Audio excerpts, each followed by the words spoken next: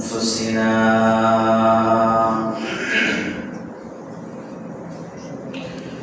ومن سيئات أعمالنا من يهده الله فلا مضل له ومن يضلله فلا هادي له ونشهد أن لا إله إلا الله وأن محمدا عبد الله ورسوله صلى الله عليه وسلم الذي أرسله بالحق بشيرا ونذيرا وداعيا إلى الله بإذنه وسراجا وقمرا منيرا أما بعد فقد قال الله تبارك وتعالى في كلامه المجيد والفرقان الحميد شكر محبة الزمان كل أمرشد قلوب أعوذ بالله من الشيطان الرجيم بسم الله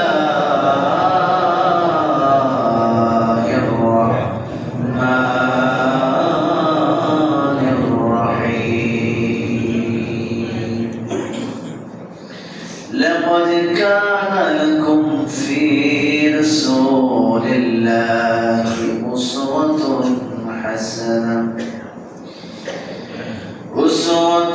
حسنة لمن كان يرجو الله واليوم الآخر وذكر الله كثيرا وقال تعالى في شان حبيبه مخبرا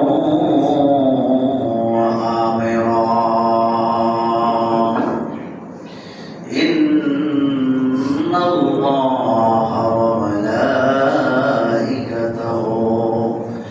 يصلون على النبي يا أيها الذين آمنوا صلوا عليه وسلموا تسليما اللهم صل على سيدنا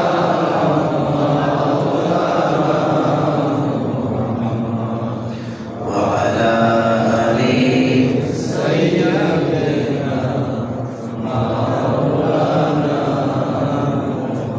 محمد زمان يشكر اللهم صل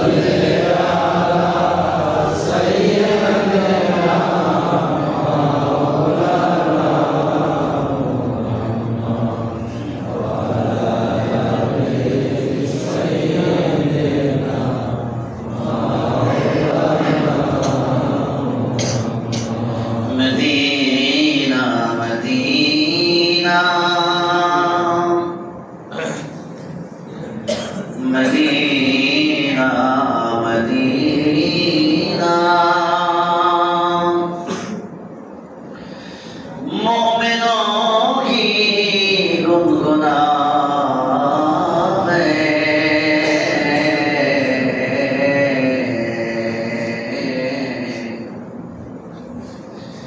دیدار مدینہ आशिकों की तमन्ना है अल्लाहुम्मा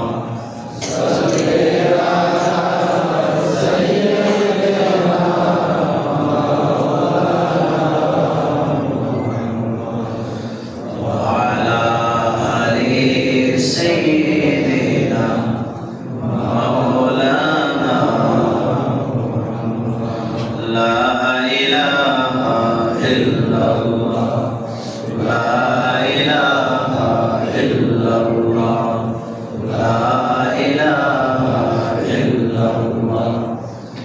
ला इलाहा इल्लल्लाह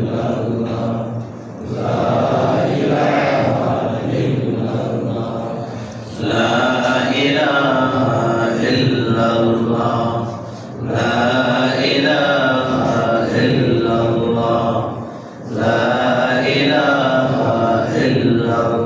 ला इलाहा इल्लल्लाह ला इलाहा इल्लल्लाह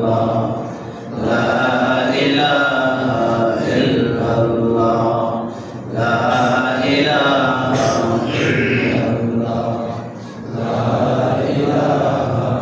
इल्लल्लाह ला इलाहा इल्लल्लाह ला इलाहा इल्लल्लाह ला इलाहा इल्लल्लाह ला इलाहा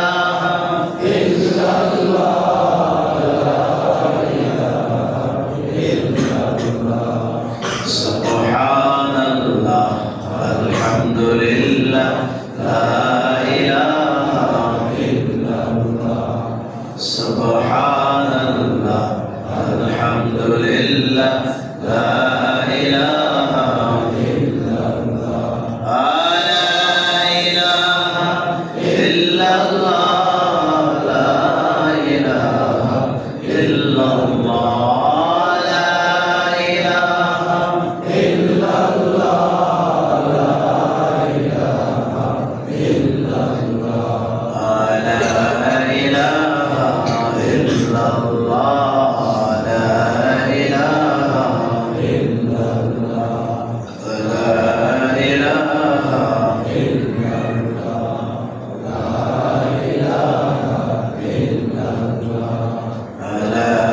इलाहा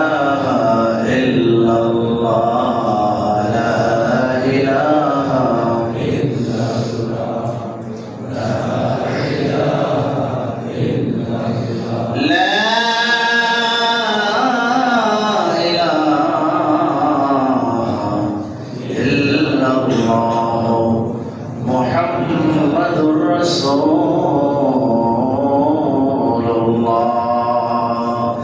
सल्लल्लाहु अलैहि वसल्लम।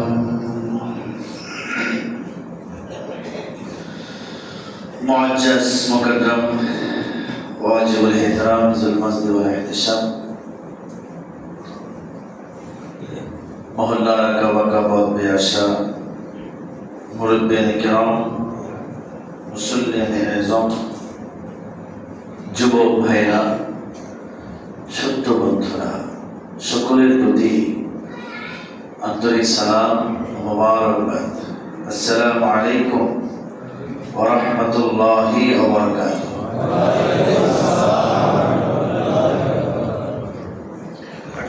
মহান আল্লাহ সুবহানাহু ওয়া তাআলা শাহনশাহী দরবারে লাখো কোটি শুকর ও সুজুদ যে মহান রব্বুল আলামিন এই পৃথিবীর সমস্ত অপসংস্কৃতির ছায়া থেকে মুক্ত রেখে আজকের পবিত্র জুমার দিন পবিত্র জুমার নামাজ আদায় করার জন্য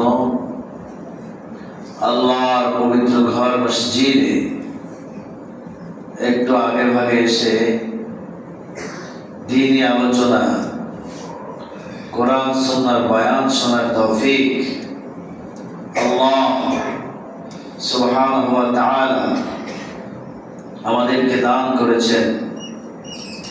এজন্য সকলেই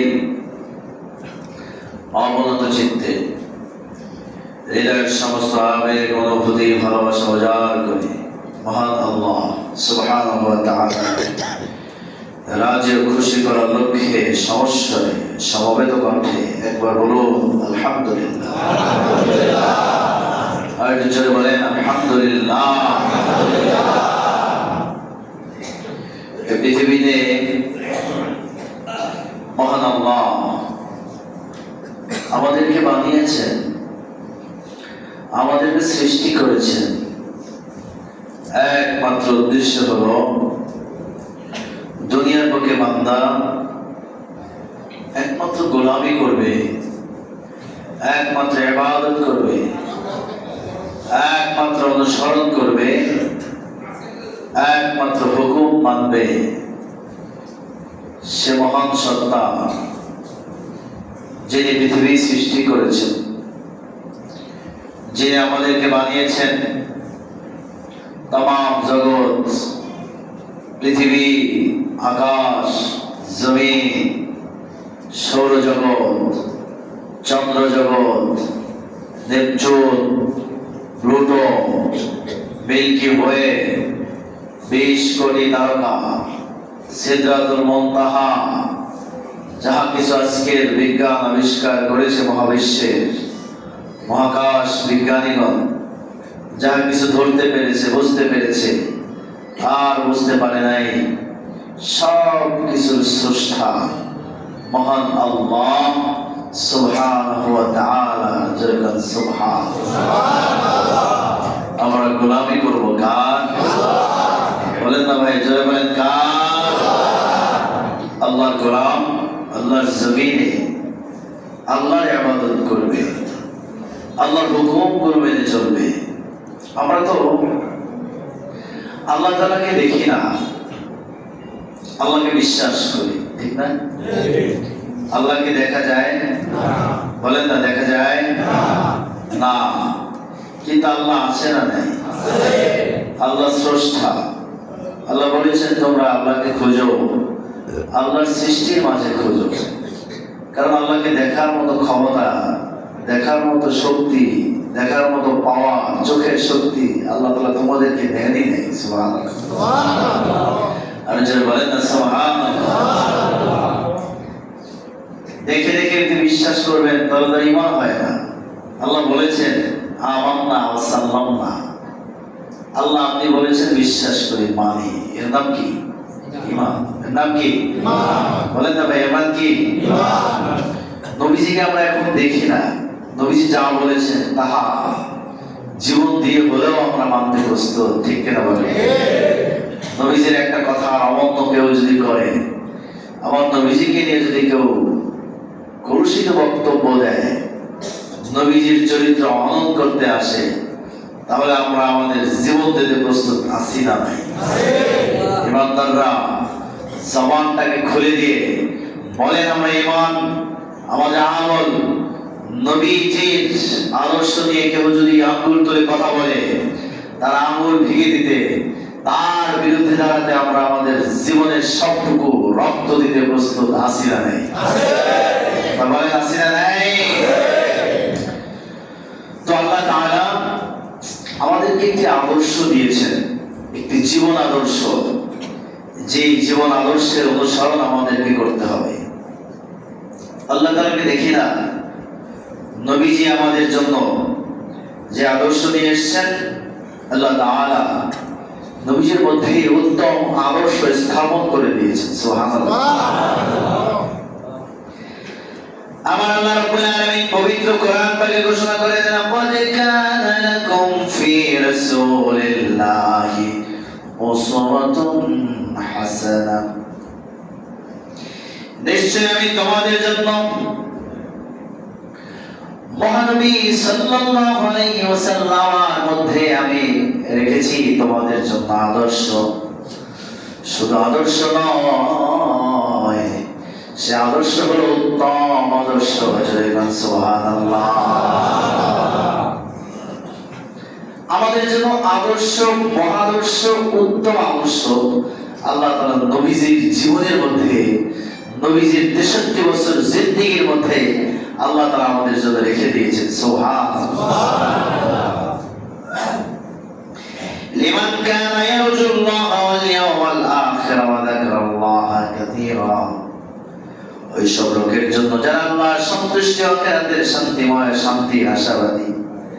আখিরাতে যদি বান্দা শান্তি চাও, যদি পরকালে শান্তি পেতে চাও, তাহলে তোমার জন্য তোমাদের জন্য উত্তম আদর্শ হলো আমার নবীজি। জয় গান সুবহানাল্লাহ। কি বলেন? বলেন না, নবীজি হলেন আমাদের জন্য উত্তম আদর্শ, মহা উত্তম আদর্শ। আপনি পৃথিবীতে যত বিজ্ঞানী হোক আর যত জ্ঞান বিজ্ঞানের বড় চর্চা করতেওয়ালা হোক না কেন, পৃথিবীতে যত বড় বিশ্ববিখ্যাত হোক না কেন, সব বিশ্ববিখ্যাত হলেন আমার আপনার নবীজি হযরত মুহাম্মদ সাল্লাল্লাহু আলাইহি ওয়াসাল্লাম। জোরে বলেন সুবহানাল্লাহ। জোরে বলেন না সুবহানাল্লাহ। কারণ সকলেই আমার নবীজির আদর্শকে অবনত মস্তকে নবীজির আদর্শকে তারা গ্রহণ করেছেন, মেনে নিয়েছেন। জোরে বলেন সুবহানাল্লাহ। আজকে পৃথিবীতে 200 কোটি মুসলমান, আজকের পৃথিবীর মুসলমান বিচ্যুত হয়ে গেছে নবীজির আদর্শ থেকে নিজেকে সরানোর কারণে, নবীজির আনিত বিধান থেকে নিজেদেরকে সরিয়ে নেওয়ার কারণে। আজকে মুসলমান বোঝে না ইসলাম হলো আমাদের জন্য কত বড় নিয়ামত, ইসলাম অনুশাসন আমাদের জন্য যে কত বড় নিয়ামত। এখান থেকে মানুষ না বোঝার কারণে, কিছুটা সরে যাওয়ার কারণে আজকে এত দুর্ভোগ, এত মাইল, এত পিটান, এত অবক্ষয়ের মধ্যে আমরা আছি।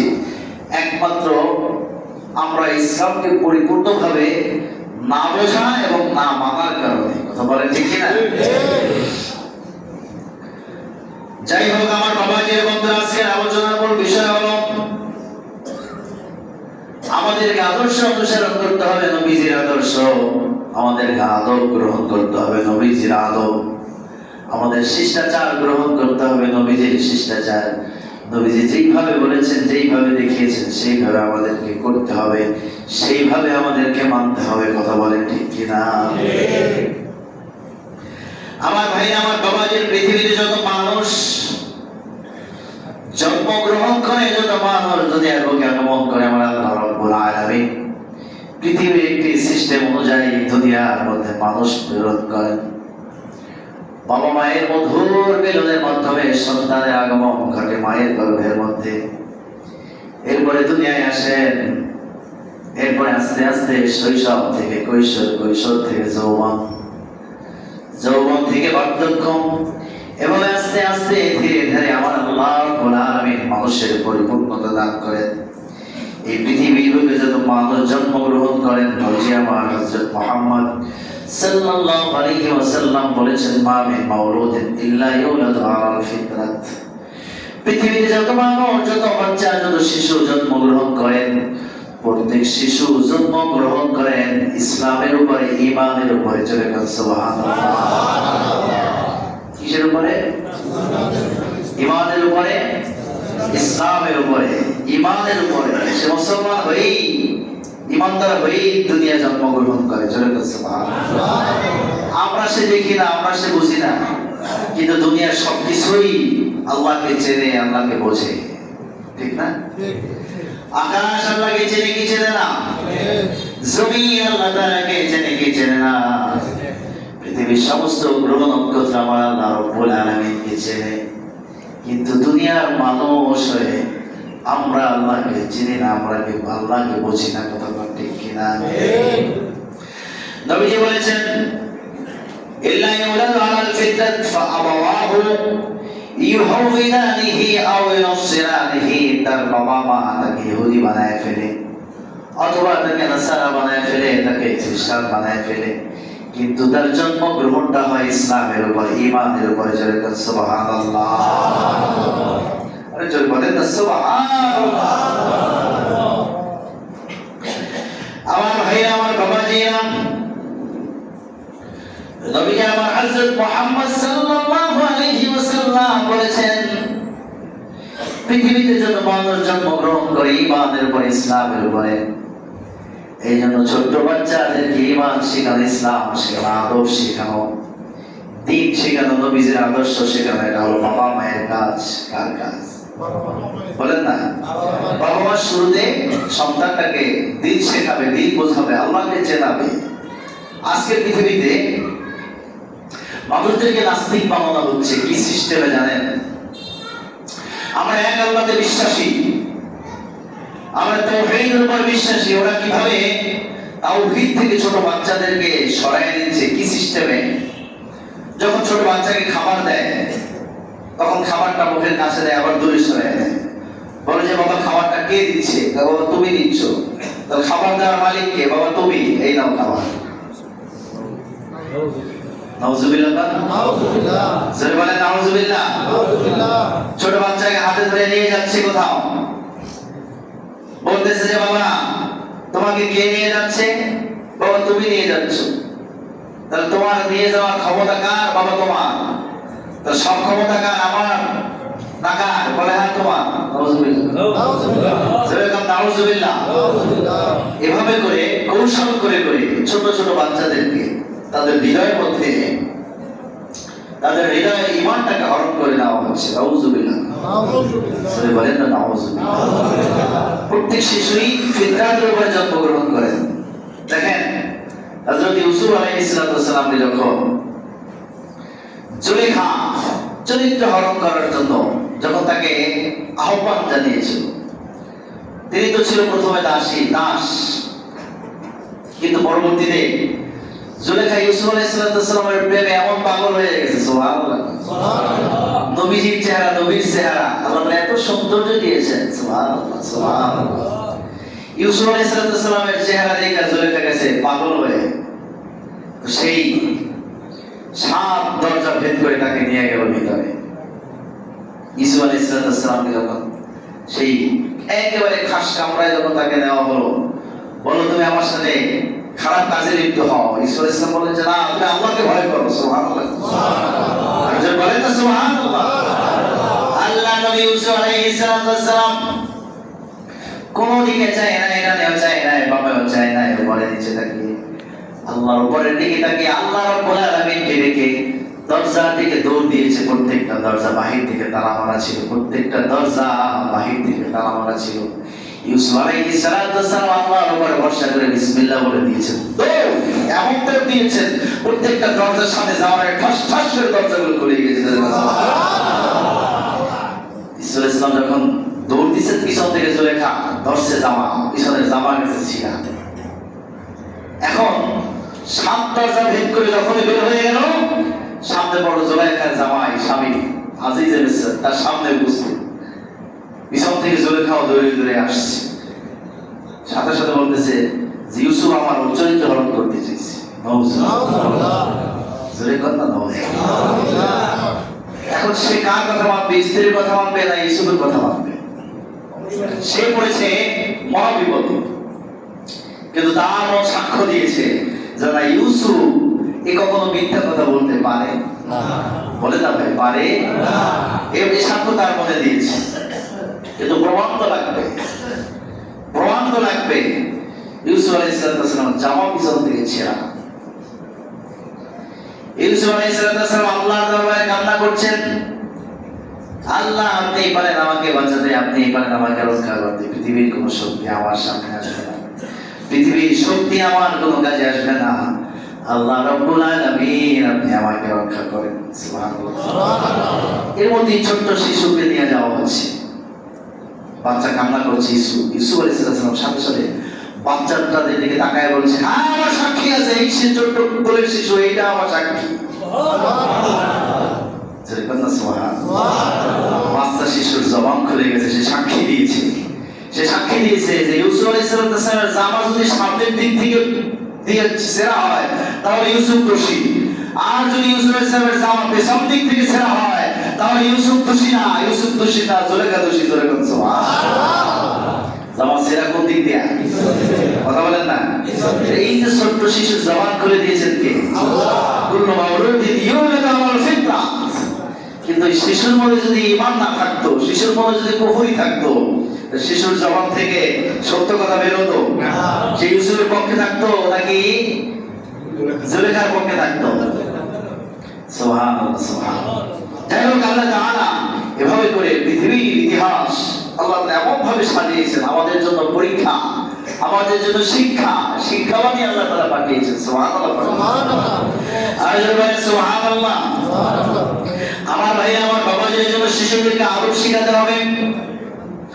নবী আমার হযরত মুহাম্মদ সাল্লাল্লাহু আলাইহি ওয়াসাল্লাম বলেছেন, আদাবানি রাব্বি ফাআহসানা তা'দীবি ওয়া আল্লামানি রাব্বি ফাআহসানা তা'লিমি।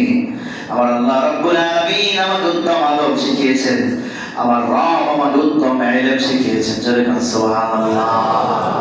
আদব শিখিয়েছেন। আদব কি জিনিস ভাই? আদব মহামূল্যবান জিনিস, আদব মহামূল্যবান অলংকার। আপনার আদব আপনাকে সফলতার উচ্চ শিখরে নিয়ে যাবে ইনশাআল্লাহ। আপনার সামান্যতম বেয়াদবি আচরণ আপনাকে জাহান্নামের তলদেশে নিয়ে যাবে। এই জন্য প্রত্যেকটা জিনিসের মধ্যে আদব আছে না নাই? শিষ্টাচার আছে না নাই? ভদ্রতা আছে না নাই? কথা বলেন আছে না নাই? এই জন্য আমরা সবসময় আদবের দিকে লক্ষ্য রাখবো ইনশাআল্লাহ। ইসলামের মধ্যে আদব একটা অন্যতম গুরুত্বপূর্ণ বিষয়, যে আদব আমার নবীজি শিখিয়েছেন। সুবহানাল্লাহ, বলেন সুবহানাল্লাহ। কিভাবে শিখিয়েছেন দেখেন। হযরত আনাস ইবনে মালিক রাদিয়াল্লাহু তাআলা বলেন, খাদিমতুন নবী সাল্লাল্লাহু আলাইহি ওয়াসাল্লাম 10 সিনিন, আমি নবীজির খিদমত করেছি 10 বছর। কয় বছর? কয় বছর? জোরে বলেন, কয় বছর? 10 বছর নবীজির খিদমত করেছি। নবীজি যখন মক্কা থেকে, পবিত্র মক্কাতুল মুকাররমা থেকে যখন হিজরত করে মদিনাতুল মুনাওয়ারায় আসছেন, আনাস ইবনে মালিকের মা ছোট শিশু 10 বছরের বাচ্চাটাকে নবীজির দরবারে নিয়ে আসছেন। এসে নবীজির কদমের কাছে রেখে বলেন, ইয়া রাসূলুল্লাহ, ইয়া হাবিবাল্লাহ, আমি আমার সন্তানটাকে আপনার কদমের কাছে সদকা করে দিলাম। জোরে বলেন সুবহানাল্লাহ। আনাস ইবনে মালিক বলেন, খাদিমতুন নবিয়্যা সাল্লাল্লাহু আলাইহি ওয়াসাল্লাম এই আশারি সালাওয়াত, আমি আমার নবীজির খিদমত করছি 10 বছর থেকে, বয়স থেকে 20 বছর পর্যন্ত 10 বছর ধরে। সুবহানাল্লাহ। 10 বছর খিদমত করেছি। ফামা ওয়ালানি উফিন ওয়ালা লিমা সালাতা ওয়ালা লিমা লা সালাতা। কোনদিন আমার নবীজি আমাকে এমন কোন কথা বলে নাই, এমন কোন আচরণ করে নাই যাতে আমার মুখ থেকে উফ শব্দটি উচ্চারিত হয়ে যায়। জোরে সুবহানাল্লাহ। একটা মানুষ সামান্য কষ্ট পেলেই নিজের অজান্তেই, আপনি হাঁটছেন, নিজের অজান্তেই যদি পায়ের মধ্যে একটা কাঁটা বিদ্ধ হয়, নিজের অজান্তে মুখ থেকে একটা শব্দ বের হয়, শব্দটার নাম হলো উফ। কি বের হয়? উফ।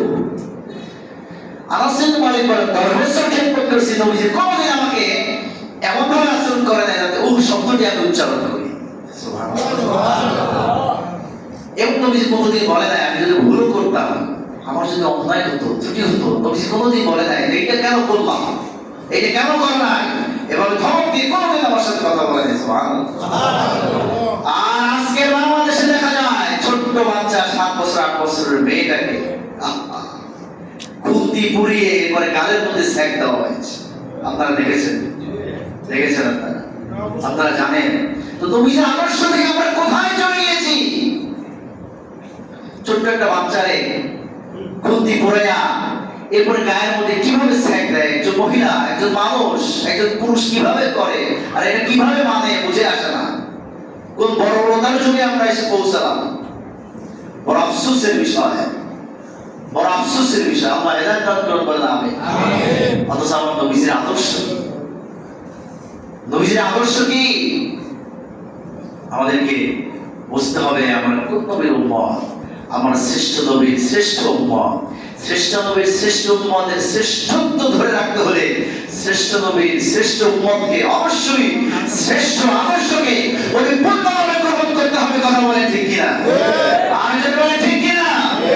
খবরদার এই ধরনের অন্যায় অবিচারকে সাপোর্ট করার সুযোগ নেই। আল্লাহ তাআলা তৌফিক দান করুন, আমিন। আল্লাহ কবুল করুন, বলেন আমিন। আল্লাহ মঞ্জুর করুন, বলেন আমিন। এজন্য আমাদের আদব শিখতে হবে, উত্তম আদব। নবীজি বলেছেন আদাওয়ানি রব্বি ফাহসানা তাদবিবি ওয়া আল্লামানি রব্বি ফাহসানা তালিমি।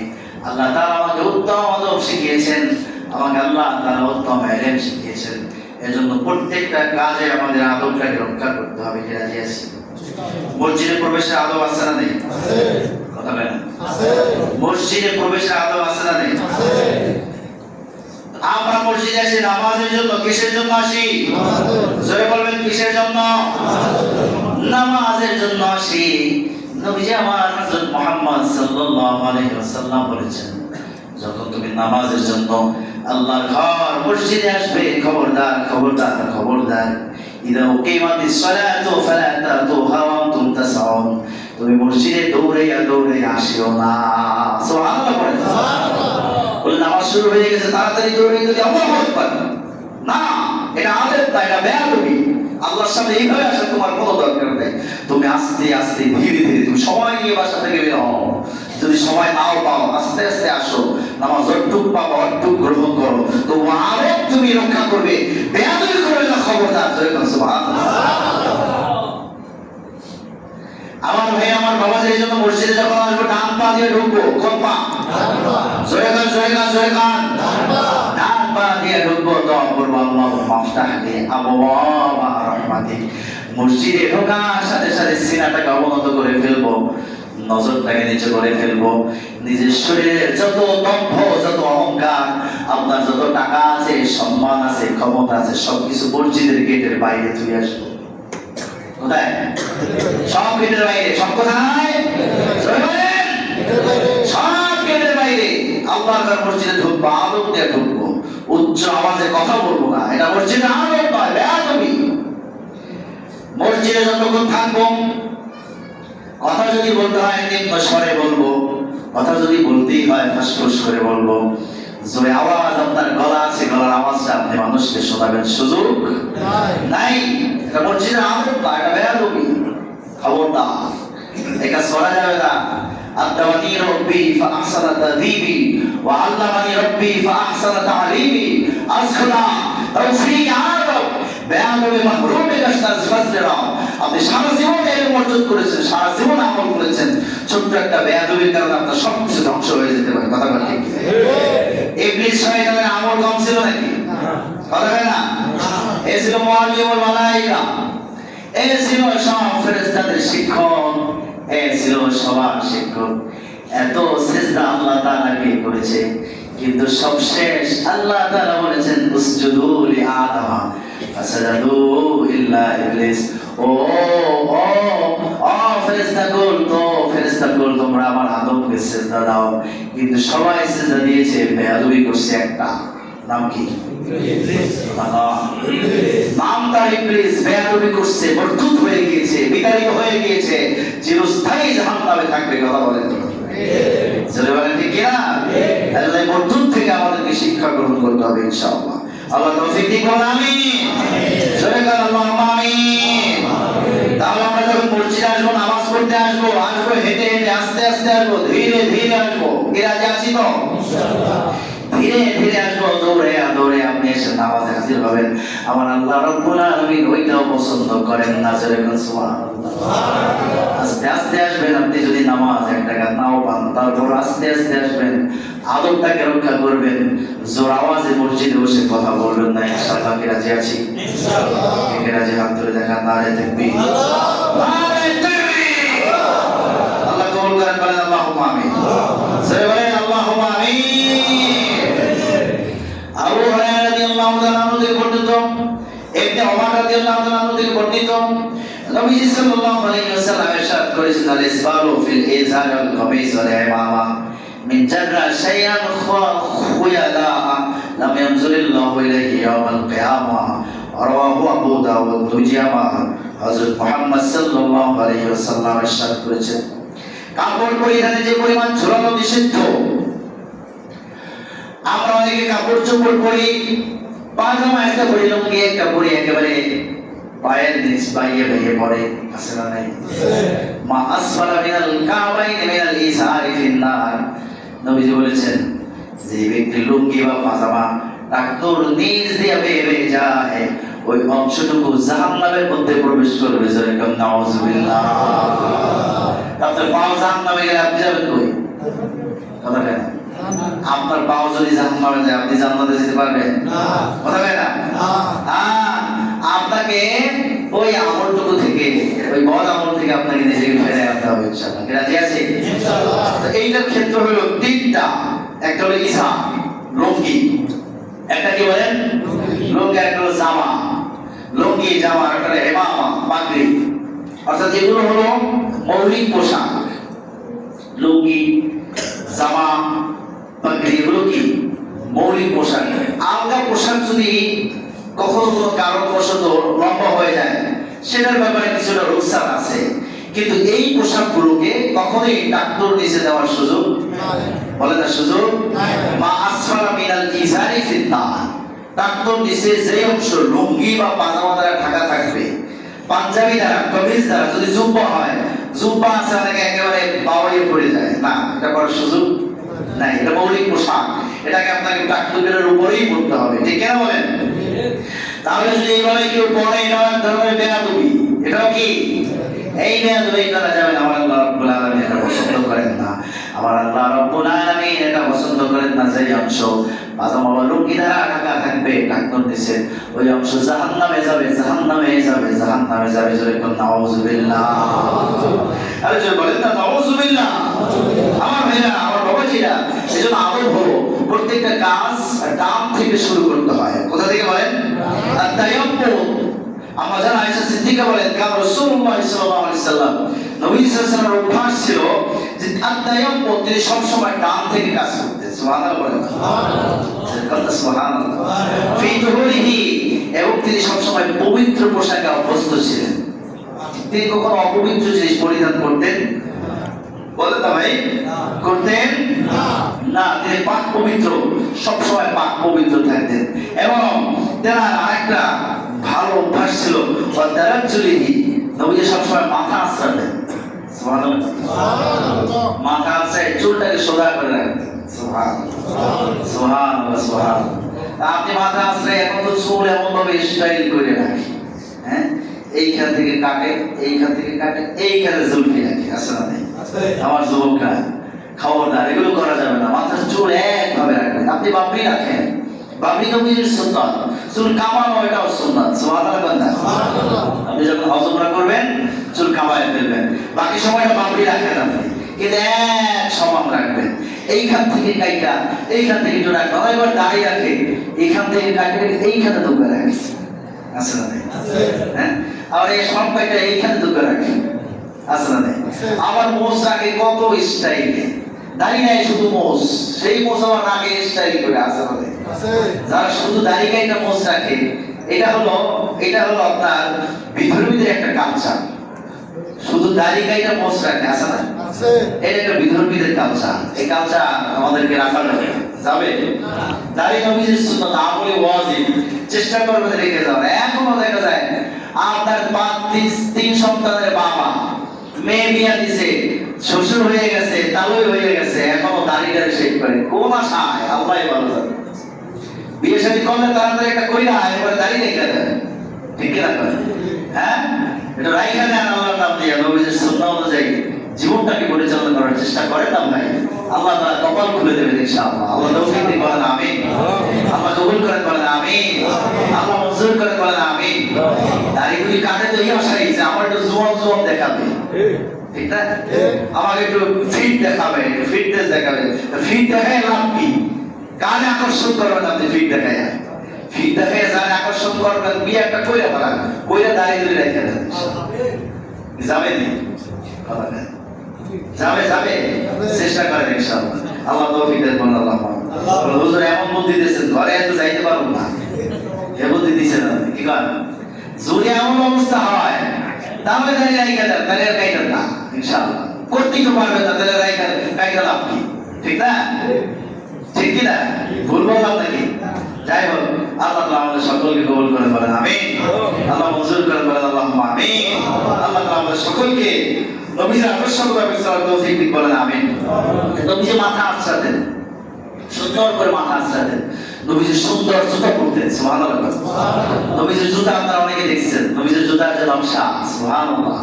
নবীজির জুতার নকশা এখনো আছে, আলহামদুলিল্লাহ।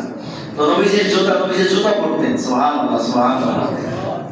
এই জন্য আমরা জুতা পরবো, চুল আঁচড়াবো, পবিত্র অবস্থায় থাকবো এবং সব কাজ আমরা ডান থেকে শুরু করবো। এগুলো আদব, এগুলো কি শিষ্টাচার, ভদ্রতা, এগুলো বজায় রাখবো ইনশাআল্লাহ।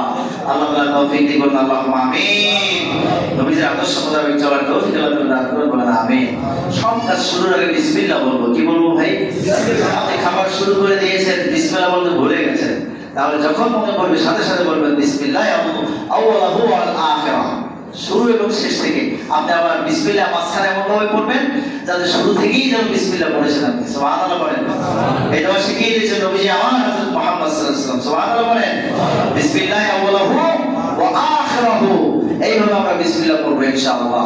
সব কাজে শুরুতে আমরা আল্লাহর নাম দিয়ে শুরু করবো, সবসময় হৃদয়ে আল্লাহর স্মরণ রাখার চেষ্টা করবো। আল্লাহ তাআলা তৌফিক দিন, বলুন আল্লাহুম্মা আমিন। আমাদের আদর্শ হবে নবীজির আদর্শ। ভাই কার আদর্শ হবে? বলেন ভাই, জোরে বলেন, কার আদর্শ? নবীজির আদর্শ মোতাবেক আমরা আমাদের জীবনটাকে গঠন করার চেষ্টা করব। আল্লাহ তাআলা তৌফিক দিন, বলুন আল্লাহুম্মা আমিন। আল্লাহ কবুল করেন, বলুন আল্লাহুম্মা আমিন। আল্লাহ মঞ্জুর করেন, বলুন আল্লাহুম্মা আমিন। ওয়া আখির দাওয়ানা আলহামদুলিল্লাহি রাব্বিল